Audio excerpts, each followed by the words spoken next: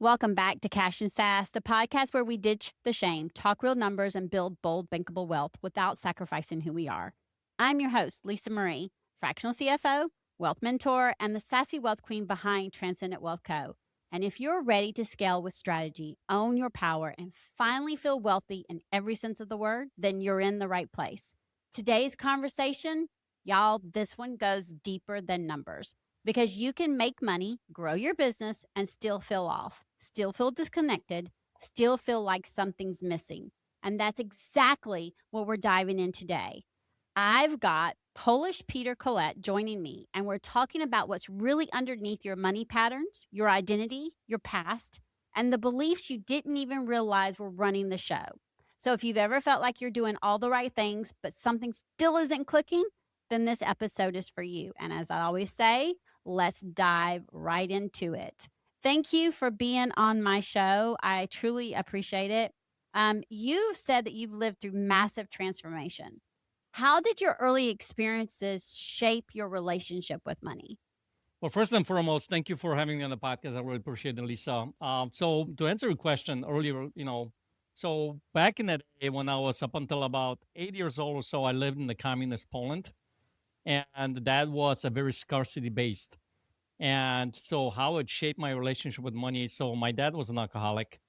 He was constantly kind of in the bar. I don't remember having a relationship with him, kind of thing. And every single time there was a conversation in my household about money, ended up in a fight and ended up problem. At least that was my interpretation of it, being growing up, right?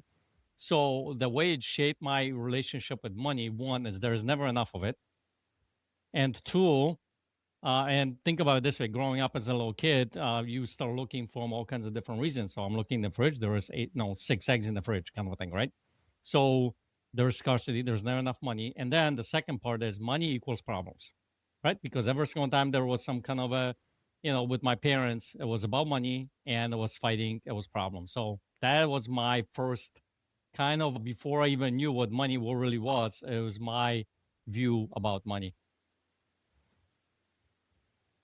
I love that. But how did it shift for you from there to how you are Money now, kind of thing. experiencing the Yeah. money now? Yeah. Yeah. So, if I like look at it, so there was the first part of my life, I would say when I came here to the United States, even into my mid 30s, when I was my first business that I've had when I started in 2007, I was driven by this scarcity based money conversation. And the way it was shaping my life back then, my business back then, is I had to do everything myself because one, I can't hire anybody. I don't have money to hire anybody. I can't hire anybody. And by the way, nobody can do this better, as good as me, right? We never had that conversation, did we? And it has to be done perfect, And the way that came up for me is because my uncle built his entire house, and I watched him build his entire house from bottom up, all the furniture and everything in it. So, and he had to be very perfect doing that. So all that grew my business that way. When I say grew my business, it basically I was working about 80, 100 hours a week, Mm. running the business, running me and my life. Hmm. And it did not end up, in a good place because in the end of 2010, my wife came to me. She said she wants a divorce. So obviously that money conversation didn't. So after that, I literally started looking from the perspective of what is it that, I asked that question, what the hell is wrong with me, kind of a thing. And I started diving deep in and being awakened to what the money conversation is about. And one of the things I discovered is this money equals problems. Well, then I looked at it from the perspective of, well, listen, there are so many successful people in life that have a good relationship with money. They have a lot of money. They, I don't think they view it as money equals problems because one, they're not greedy. They're giving money back. They have charities. They give to charities. So what is it? So I started looking from the perspective of the money as a tool. Money is something that is just there. There is no, doesn't have any emotions, doesn't have anything. It just does what it does, right? It's my interpretation of that money that makes it do, be a certain way. So as I started reshaping that conversation in my head, I started looking from the perspective. I started another business and I go, okay, so how can I hire someone? Who can I talk to? Who can I hire in a way that basically their position pays for themselves? And I started looking from that perspective, and all of a sudden started hiring one person, another person, started coaching people on it and things like that. And that conversation started shifting. And I started, as opposed to me being controlled by money, I started looking from the perspective, how can I control money? Where do I guide it? How do I steward it? Like every single dollar that comes into my life is either a servant and it's some kind of an employee, or it's a fun money, or it's wasteful money, or whatever. But every one of them says some kind of a designation, and it's not that it's all one kind of a thing. Does that make sense? Like before, everything was problems. Oh, it's very similar to what I say. There's a place for it. It all comes in, and there's a specific place where it's going and what use is going to be used for. And I talk about the buckets all the time, like having it allocated for specific things, because when we do that, we are not letting money control us. We're in charge and we're saying, okay, this is what it's for. And it also helps eliminate as much overspending, that overspending without thinking about it that I see so often. So I absolutely love how you're saying that you're seeing that. I want us to talk about, though, like the identity internal work and how does that directly impact someone's financial income and financial decisions, because I think it does. And I would love to hear how you think about that and what you see. Right. So, yeah. So remember, back in the day, I was like, money is problems. So nobody wants to have problems, right?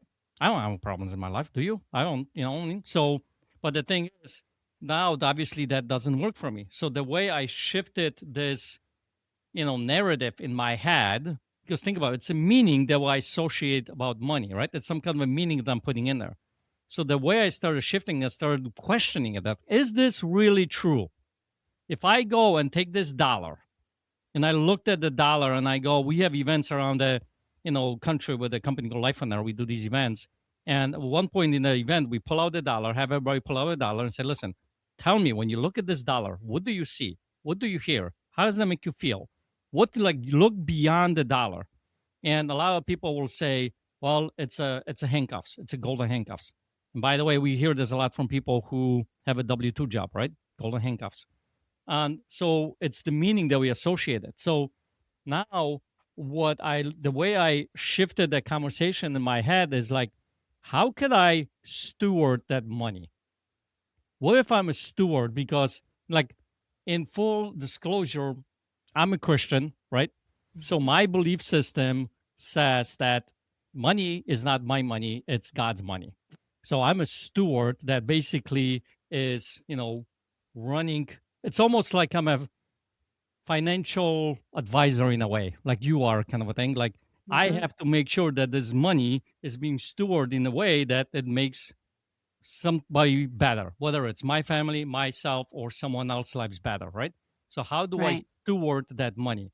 Now, whether you're Christian or not, I think I can still take on that idea of like, how do I steward that money? Because it's in my life. So how do I make that money work for me or for others that is benefit for the bigger well picture? To use for good and make a bigger impact. Absolutely. Right. Absolutely. Because most of us, whether we're Christians or not, we want to make an impact. We want to use it for good. So if we think of it that way, okay, how can I steward it for the good? I love that. I like being able to reshape that. And yes, I'm a Christian. I believe in God. I have faith, and I also believe in, whether you believe in it or not, I agree with you, changing it and flipping it to where it's a steward for good, and how can you use it that way is a really good way to think about that. And coming in and talking about the faith, how does faith or internal trust play a role in building wealth that actually feels good? Oh, for me, it's huge. You know what I mean? Because I think think about it this way. If I'm like Christian and I have this, nudge, for instance, whether you're Christian or not, but we all have these nudges, right? And there is this nudge that says, you know what? You need to give it's $100 to this particular person. Or you see the person on the side of the road, give him the dollar or whatever it might be. And we all have this reaction, right? So if the reaction is like, well, maybe I don't have as much as I think I need, but it's me giving the money to somebody else, there is this trust that somehow this money is going to come back to me, right? Or some form that is going to build me up. So the faith, the trust, I think, plays a huge role when it comes to stewarding. Now, that also means that when I'm, let's say, hiring someone, that I am hiring him for a certain amount, right? An hourly or salary wise, or whatever it might be. And I look at the resume, see if they're going to perform the job. But there's still some trust that what they're saying, that they are going to be performing that, right? So if you really think about it, there's a lot of that trust that comes into all kinds of different areas of our lives, whether it's hiring, whether it's stewarding money, giving it to church, whether it's, let's say your kids, you want to support them going to college, right? And you want to give them money towards their school. Well, there is some trust that, maybe they're going to do something with it. In today's world, who knows, right? The careers change every 5 years kind of a thing, right? So there is a lot of this trust conversation. I think the more you build on that, like for me as a Christian, I think the more you let go, the more it comes back to you. And at the beginning, I started like testing that. If I give money, not necessarily it's going to come back right away, but I started seeing, is there money going to come back to me? And I think the more I did it, the more money started growing and coming back. So I think it's a huge part into the walk that we have in life and in business when it comes to this money conversation. Oh, absolutely. Absolutely. And I love that. And so here's my question, though. Why is it that so many successful people still struggle financially, even when they're making good money? Because I see it all the time. I think the reason is because we all, in my coaching, one of the things that I've discovered that at the end of the day, each one of us deals with two big fears.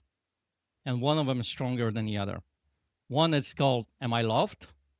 Am I loved as a person? Am I loved as a father, as a mother, or as a kid, or a man, or whatever, a person, right? Appreciated, acknowledged, those kinds of things. And the other one, I think is very strong for a lot of people, is that, am I enough? And I think, am I enough not only comes to be as a person, enough money. Do I have enough money? And the thing is, the more you start to walk through this life when it comes to, let's say, money and being rich, it's never going to be enough. If you understand that part, that it's never going to get to a point where it's enough. Like, think about this one. Do you think Elon Musk has enough money? Do you think that he thinks that he has enough money? I'm not sure. I don't know. But this guy is literally the richest person in the world. Does he enough? I don't know. But if he goes and, whatever he ends up doing with his money, I think we have this internal fear that we're constantly battling of being enough. And I think that's why I think a lot of rich people are dealing with that fear, because maybe, am I good enough to be in this room with all these people? Am I good enough as a person, and good enough as a father, good enough as a money provider, good enough as a money maker, and all kinds of different things, right? I think that's the fear that keeps it going, kind of, to have that conversation. Yeah, and you're right. And a lot of times I'll see where they'll say, oh, well, when I get this amount of money, this is when I'll do this. And when I get this, I'll do this. Mm-hmm. And then it comes back to, okay, that's going to be, because then they get there and then they're not happy because now they need to get to another place. And you're in that cycle of it never being enough. We get to be worthy enough and enough at the rate we're at. I mean, that's the reason why I believe being wealthy is so much more than money. It's way we're living our life, as how we're stewarding our life. It's what we're doing. Are we taking care of our bodies? Are we healthy? Our mental? It's all of those things combined. And I talk about this nonstop. And it's because what you're talking about is that where we have that belief of whether we're, loved and are we enough? And I think that a lot of times that stops a lot of us from becoming better at managing the money, because we see, okay, well, this is the way it was always happening in my lifeline. There's no chance. I'm just gonna have to keep doing it. And it comes back to deciding, no, that's not actually, you get to decide. Yeah. You get to be enough. You get to say, I am enough and this is enough. And then steward it so that more, comes to you. So I love that. Yeah. So many entrepreneurs end up in this hustle and overwork, like you're talking about. Mm-hmm. And why is it that you believe that they've normalized the overwork and the hustle in entrepreneurship? When so many of us, that when we go into entrepreneurship, we don't want to, you know what I mean? So many of them will say, I'm not working this, I'm going to do it. And then they end up in this constant hustle and overwork. Why do you think that is? Yeah, that's a great question because think about it this way, like how many of us go into the business that I won't go into the business for myself in order to have some kind of freedom, right? To be free, to, whether it's go on vacation with my family or whatever it might be, right? Or spend time with my wife or whatever it might be. And then five, whatever years later, we're working 80, 90 hours a week. And that vacation, that freedom is further down the line that we thought we were going to be. And we're making all kinds of different money, right? And I think the reason is one is that like those fears that I just talked about. But I think there is, I wrote this in my book about this framework called Seven Human Drives. And originally got it from a guy named Tony Robbins. He developed this six human needs, and I went seven human drives because I think he left one that is really important, and that is the faith one. I think there is a big part of it, the faith that drives all of us. But one of those drives, I'll give you an example, is the drive for significance, feeling important, feel like I matter. And in that drive, what ends up happening for some people, not all of them, but some people, is this keeping up with the Joneses kind of a thing, right? This Mm-hmm. looking good, this idea that look what I have kind of a thing. And what ends up happening is if that belief drives you, what ends up happening is that if you are not looking in a healthy way on that, that what ends up happening, you make the big money, and then it's not so much like how much money you make, but how much money you keep, right? So the keeping part thing, now you have expenses go up. So now Right. you're, let's say, making $1 million a year, but your expenses are $999,000, 999, and you have $1 left in the bank account, and you look like you are super duper successful, but deep down you're struggling, or you live on the credit cards, or the gap is very tight, and now you have to increase the debt, right? And what ends up happening is this idea, the keeping up with the Joneses in this particular instance, keeps you in that trap. And if you recognize to think about it this way, at the end of the day, nobody really cares. Everybody's just keeping up with their own story of keeping up with the Joneses. But like, do you really care? Right. Right? So if you all of a sudden like, why am I doing all this, right? And maybe you let go, right? You laughing because I think it's so It's true. true though. It's Yeah. so true. I'm laughing because it's true. I see it all the time. You're right. You're right. And if we would get out of that and just take care of ourselves and just focus on us and not live up to the Joneses in that thing, so many of us would have so much more. So here's the other question. What is the real cost of chasing money without doing the deeper work, without noticing what some of those patterns are and doing the deeper work to change them? I think the real cost is fulfillment in life. I don't think you're going to be fulfilled Amen on the that way you one. thought you were going to be Yeah. fulfilled. Yeah. Because I think that's why, one of my favorite comedians of all time is Robin Williams. Now, I don't know if you I knew loved who that him. was. I loved him. This guy was amazing. His skit on golf, like, how somebody could, like, was Scott or Irish people created golf. I was rolling on the floor when he was doing it. One of the, based on what I believe, he was very rich, right? Because of all the different things. At the end of He the had everything. He had everything. He was, I mean, when I found out he passed and how he passed, I don't know about anybody else, but I was shocked because you're right. No. He had everything. He Right. looked happy. He had everything. Right. And the thing is, he was not, and I don't know the exact case, but it doesn't seem to me like he was very fulfilled in life, like the purpose or whatever it might be, right? He wasn't. And I think that's what's a missing element for a lot of people because when I wrote the book, here's what I think also happens. We were born on this earth, we come on this earth, and we are just free, kind of a thing. Think about it like a 3, 4, 5-year-old, right? We're carefree, we don't have any fears, we don't have any worries. We're just curious about life. We're just happy, peppy. Like we don't even know what fear is, right? We just go on about life. And then pretty soon we become the sponge and we start learning about life, of what it means. And we start bringing in the beliefs of other people, what they tell us how we need to be, right? Yep. Whether it's parents, whether it's school, whether it's society, whatever it might be. And we take on this persona. Everybody else's. Yep. Right. How we need to be in order to what? Survive. Not so much thrive, but to survive. And then Right. we go about doing different things in life from those belief system, and we become this version of us that we operate from. Now, if you just got back to your authentic self, that way you were doing this, right? all of a sudden, maybe I don't have to strive so much for all those different things. When we do these events around the country, one of the first things that we tell people, like, what do you want your vision for your life to look like? Forget the job, forget the money, forget everything. I Like, love that, the like, vision. think about it this way, like, don't even put on that vision that you are a multi-gazillionaire, right? Because that's still in a way limiting. But what would you want your life to look like? You know what we discover a lot of times? What we discover, and I've done this event probably over 100 times now. We've had thousands of people come to these events. At the end of the day, what people want is they want that freedom. They want to spend time with their family. They want, let's say, vacation. They want to, have peace in their life. They want to be fulfilled. They want to be happy, right? And what they also discover that some of all those different things that they thought they wanted, that's not what they really want, right? And their vision for their life, sometimes it's like, they think it's going to cost them, $1 million. But after they go through this exercise, it maybe costs them in reality, maybe 120 grand or something a year. And you're like, oh, that's a lot more achievable, right? So it changes how you operate in life. I love that. I love that. So, okay. If someone knows they have these patterns, but they feel stuck,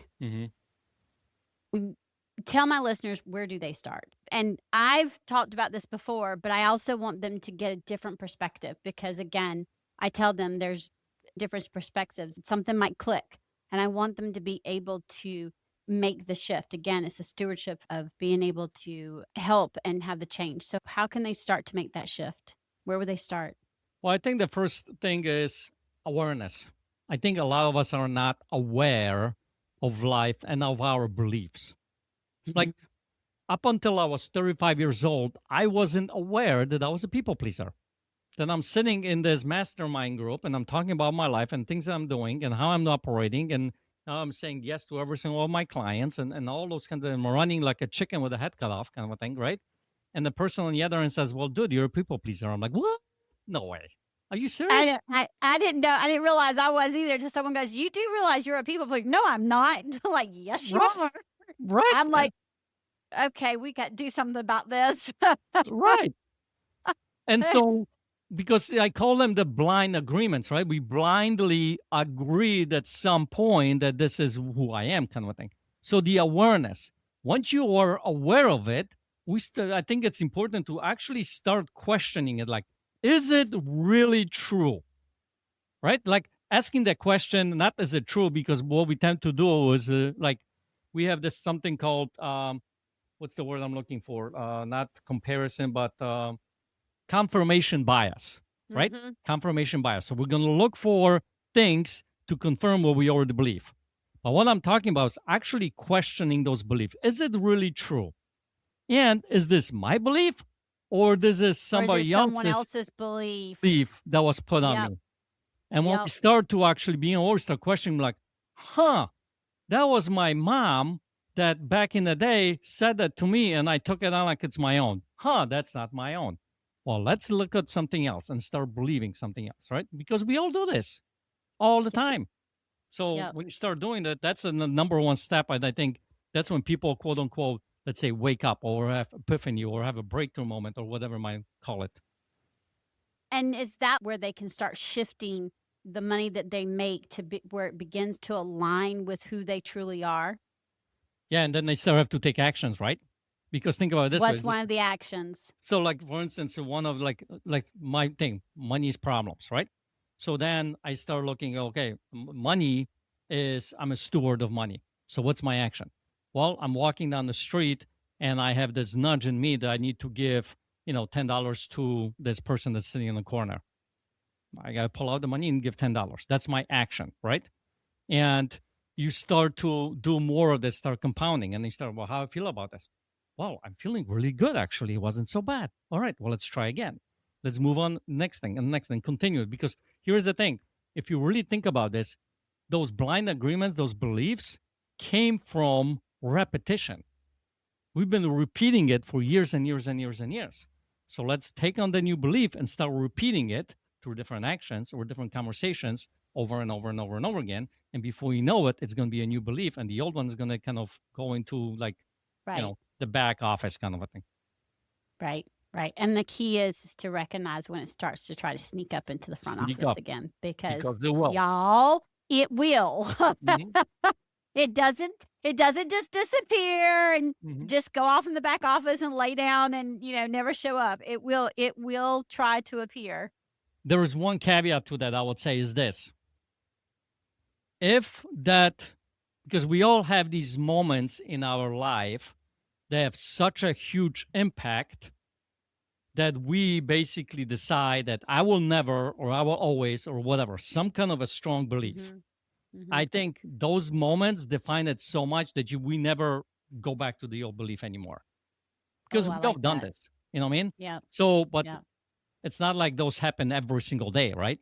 Right. But Right. so all the other ones, yeah, you gotta, like you saying, you gotta be aware. You gotta watch out for them sneaking in. And then, because here's the thing, we're human beings. Think about this: the reptilian brain in our head is all about survival. So if it's you have to be stepping out of your comfort zone, some new belief, guess what? It's gonna be like, ooh, this feels scary. Come back to that. It feels safer in your belief, and that's when try to pull you in. That's when you need to step in and double down. Go give another Yep. $10. And keep Yep. going. Yep. Absolutely. Absolutely. I love that. Okay. What I try to do is like a listener takeaway. So I want to know if you can give my listeners one way that they can move from hustle to alignment, because I talk about alignment. It, in my opinion, it's really important to be aligned with your values and your goals and with how you're spending the money, how you're saving the money, how you're Mhm. doing your things in order for you to feel wealthy. And so I would love to see or hear what you think, that there's some one move that they can make that can move them from this hustle mentality Mhm. to alignment. Okay. I'll tell you this. And for a hustle, because I used to be in a hustle way, this was really hard for me. I call it stare at the wall time. That means that you have to sit down and right, look at Watch your my eyes, eyes, y'all, because he's going to say, stay still and do nothing. right? I will tell you this, I'm not in the hustle mode, but I don't know how to sit still and do nothing. right? Because here's the thing, what ends up happening, especially people with hustle, and by the way, this is no judgment from my perspective at all, because I've been there. People who hustle are a lot of times hustling in order to avoid something, Mm-hmm. dealing with something, whatever. Stare at the wall time. I do this, and sometimes it drives my wife crazy, right? Because what are you doing? You're not being productive or whatever it might be, And right? see, that's the reason why I have a hard time sitting still, is because I was taught that you weren't supposed to sit still until you were done with the thing, chores or whatever, and you have to be productive. So, but as soon as you said stare at the wall, I was like, oh no, this is going to actually fit for the person who my family goes, will you just sit down and just be? And I'm like, no, not until No, I'm done. You know what I mean? And so I yeah, knew you were going to say that. So this is really cool. This could benefit me and people who are like me as well. So you literally stare at the wall and do nothing. I literally stare at the wall and do nothing and just be aware of what's going on in here. And if a thought pops in, you learn how to let go. It's like, at first it's gonna drive you nuts because you're literally like, sometimes you're gonna have to sit on your hands, right? And you sit on your hands and not do anything. But the Oh my more you gosh. But listen, I will tell you this, the more you do this, the more successful you will be in life. Because here is the thing, the hustle thing, right? I feel like I need to do something because if I'm not doing it, then I'm being productive, I'm being lazy or whatever it might be, right? So Yes. I'm constantly, by the Yes. way, where did that belief come from? Who taught you that? Oh, it was taught from corporate and my parents. It was taught from Right. society. Yeah. Yeah. So it's somebody's belief, or like let's say your mom's belief, Right. right? Right. And by the way, someone who tells you to go sit down and like no hustle kind of thing, like stare at the wall, you're like, you know what? No, I can't do that. I'll tell somebody else to do that, but I can't do it, right? Because it's really, really difficult, right? And what ends up happening, the more you do that, the challenges that are going to come up. By the way, my best ideas, like this book, right, that I wrote, came from that staring at the wall time. It So wouldn't have how long do you start? How long do you suggest to started start with it? Like for someone who's never done it before, okay, and they're gonna do it, they're gonna try it. I mean, you're not gonna say an hour to start, because then, I mean, no, I know I wouldn't do it for an hour to start. But what's a time, how to start it to where it can build up? yeah. start with 5-10 minutes. You know what I mean? Because Okay. it's not so much about the time, it's about your reaction, the challenge of it. You know what I mean? Like you push yourself kind of thing. Like, Okay. people talk about meditation, right? And, meditation like the monks, right? You sit there and there's no thought In in the your head. quiet. And Yeah. you're And like, I'm good like, luck with people that, that right? But here's the thing: you have to start somewhere, right? It's right. okay if a thought's going through your head, like you all of a sudden your list pops in of 20,000 things I gotta do because it's on my list, and I forgot to put that on my list. Oh, and by the way, I'm supposed to call that particular person. Man, I forgot about that, right? But the And thing that's is, when it happens is to go sit on my hands because now I want to grab my phone and go do it. right? But what ends up happening is this: in that moment, what's really important for you to recognize and do is when those thoughts pop in, is you learn to let go of them. Like almost like I know I'm being kind of fluffy about this. It's almost like a cloud. Just let the cloud keep going. If the thought comes in, okay, sounds good. Next. And you just let those thoughts kind of go by during the particular time. And the more you do it, the less these thoughts are going to come in. And there will be a moment that at some point, if you continually doing this, that you're gonna have this quote unquote stare at the wall time. I find this is no, pun on either sex, whether it's a man or woman, but I find this a lot. Like men say we have this empty box. You ever heard a man talk about an empty box? Like there's actually a joke around there that says empty box. Where you get into the box, there is nothing. Like how can someone be like nothing, right? Like how can there be nothing in there? Some people literally, that seems like there's nothing in here, right? But the thing is, when you get to that point, all of a sudden there's a lot of freedom in that. And you're able to, and it's for hustle people, it's one of the hardest things to do, but consider this, it's part of your hustle to be able to incorporate that into your day. And the more you do it, the more you expand it, the better you're going to get. Because it's going to like get to a that. point where there's going to be times you're going to have to offload certain things to other people, and you're going to grow the business to a way that you're going to be able to live your life. I love that. I love that. Y'all, I'm gonna invite y'all to try that challenge. I'm going to say I'm going to try the challenge. I actually wrote it down because I'm one of the ones who says meditate. The only time I'm sitting still and quiet is when I'm asleep, or if I'm watching TV, and I don't watch a lot of TV. So, Yeah. and TV don't count because there's noise. And so that's why I was laughing. As soon as you said stare at the wall, I was like, oh, I know exactly what he's going to say. It just popped in. I was like, no, okay. I feel very called in on that. So I'm going to invite my listeners to try it. Let's try it and just see. I will admit I will probably be one of the ones sitting on my hands at first. And y'all, if this episode hit you, if you're realizing that your money patterns go deeper than just strategy, then we need to talk about what's really going on, because you can't fix what you can't see, meaning you can't fix what you're not aware of. So go sign up for my free 7 Money Pitfalls email series so that you can start identifying where your money is leaking, whether it's mindset, habits, or systems. Okay? Because once we become aware of that, then we can actually fix it. The link is in the show notes. And until next time, remember, confidence and cash are the ultimate power duo. Go check in with your money, and as always, have a fantastic and wealthy day.